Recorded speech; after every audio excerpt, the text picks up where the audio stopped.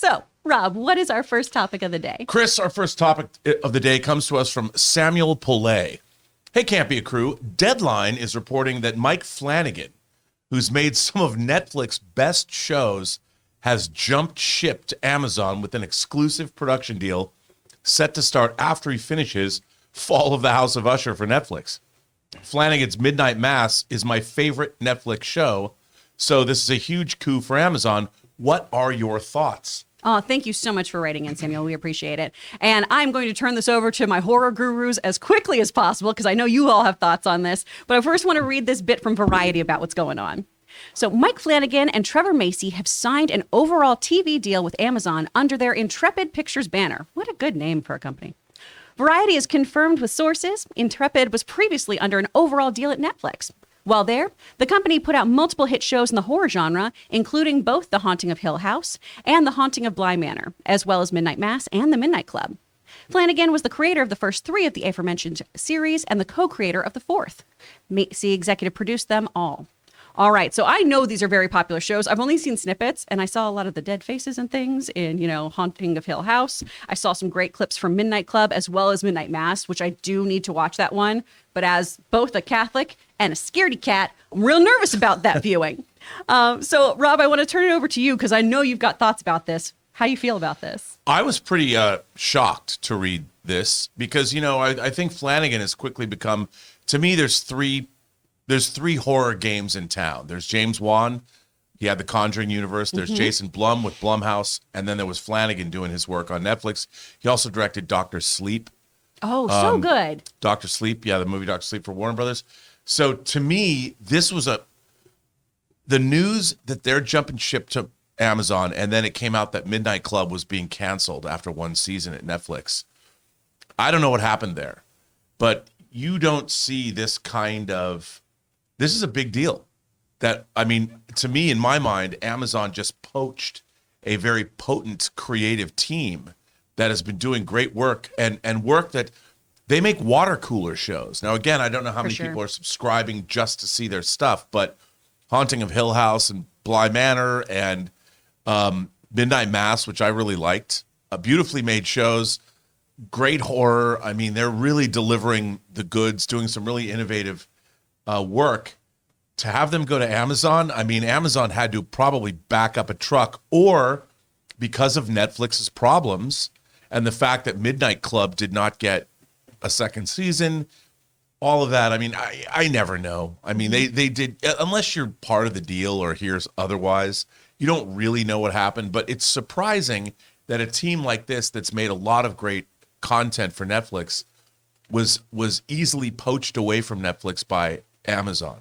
Well, I think from a creator standpoint, it's so hard to get renewed at Netflix. And Amazon seems to give people a little more running room. They give season 2s and 3s, it seems, with a lot less scrutiny than Netflix does, where Netflix, if you did not give people, a huge overturn of subscribers, they're done with you. Things that were heavy hitters, too, we've seen canceled all willy-nilly. I was a huge fan of Santa Clarita Diet, but after 3 seasons, it wasn't bringing in new subscribers, so they axed it. Right. So I assume that's part of it, too. If you're making a show that you have, maybe 4 seasons mapped out for, Netflix might not seem that delightful to you. Even though they do have the thing about 3 seasons, that once they're done, they have to probably renegotiate deals with people, so they don't need to do that because in the streaming world, here's what's going to be interesting. What I find so crazy about all this is we're turning back into TV, ad-supported television shows. It's going to change streaming the way we've known it now, because if you have a show that advertisers love, they're going to have to start reporting viewing numbers, which SAG is going to be very interested in that. Oh, our residuals are a nightmare now with all the streaming stuff. Oh, and it's going to go back. It's interesting the way it used to be. And while it's going to be bifurcated by people who aren't going to sign up for the ad tiers, but those ad tiers are going to be indicative of the series as wholes. So they're going to be, if you negotiate now with a streaming service, you're going to be like, yo, if this show performs, you gotta pay us up. Yeah. Pay up for the. It's really interesting, but to see something like this happen, we're going to see that more and more because, look, everyone is risk averse. Netflix, I don't understand why they didn't just back up a Brinks truck and give these guys whatever they want. But again, we're not privy to what happened there. Maybe they saw one disappointment as something, they canceled it, or maybe they canceled it because these guys took an Amazon deal. Who knows? Maybe. But I don't know. It's just very interesting. Amazon, I think Amazon, you have to chalk this up as a big win for them. Oh, for sure. Major coup for them. Now, Taylor, you are my horror guru. I believe you when you tell me about movies that I should or should not see, and ones that will make me throw up and cry. I appreciate that about you. So of these Mike Flanagan properties, if I'm a noob, what am I checking out? Ooh, Haunting of Hill House is a good place to start. Okay. And also, I know I could not convince you this past year to go to Horror Nights at Universal Studios, but they do have, or did have, a really fun Haunting of Hill House maze. But honestly, Netflix botched it with this because Mike Flanagan, his horror stuff has been so fun, and it's huge. I feel like every time he comes out with a show, that's all I hear about from all my friends is like, oh, are you watching? Are you watching? I haven't seen the newest one yet. And Rob, what you said, exact same thing that came to my mind was Poached. I really want to know what happened, and it's like Amazon's just like snatching up everything. First, they got the DC stuff we were talking about yesterday, the Silk live action that's coming up. Crazy. They're just collecting everything. Well, it's also what people, here's the thing, that the difference. Netflix, their only business is making shows and getting subscribers. That's all they do. Yep. Both Amazon and Apple, their primary business is not making entertainment. Amazon wants you to sign up for Prime. And and that's a shipping service. You know, I've been a Prime customer for, I don't know, since they started it because of how much stuff I get from Amazon. So their productions are an adjunct of Prime. So again, I don't know how they structure all these deals, but everything they use to make their shows with, all the money,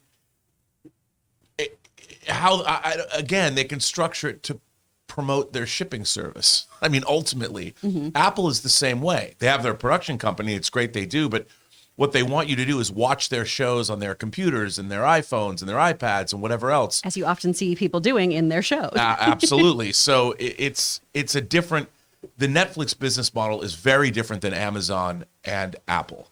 So it's fascinating to watch this stuff. Maybe they made Flanagan a deal he couldn't refuse. And like in a horsehead kind of way? I think that Amazon has the money that Amazon has the money that Netflix probably isn't going to be able to come up with anymore because of losses and because they have to look at their business and stock price and everything. Amazon's like, we don't have that problem. And, unfortunately, it ain't show friends, it's show business. That's true. It doesn't matter how long, whatever your association with a company is with, if someone's going to give you more money. Go with the guy who's got a spaceship that's shaped like right. a dick. That's where you go. Big money. That's a guiding principle of life, I think. I have it cross-stitched in my home. Big spaceship energy. Yeah, that's what we want. That's what we're all bringing in 2023. Well, y'all, the question's up for you. What do you think about this move? Mike Flanagan taking all these horror properties over to Amazon. Do you think it's a big win for Amazon? Do you think this is a mistake? Let us know your thoughts down below.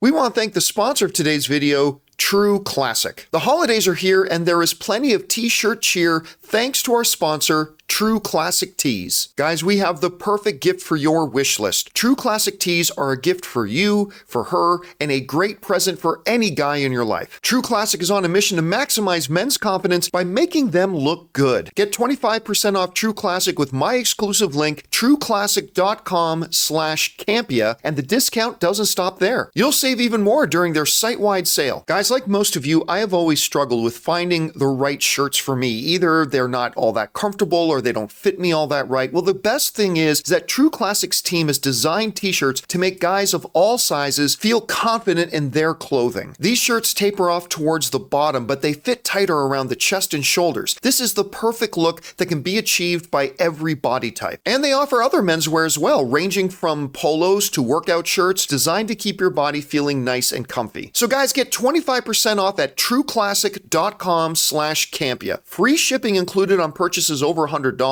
That's 25% off at trueclassic.com/Campea.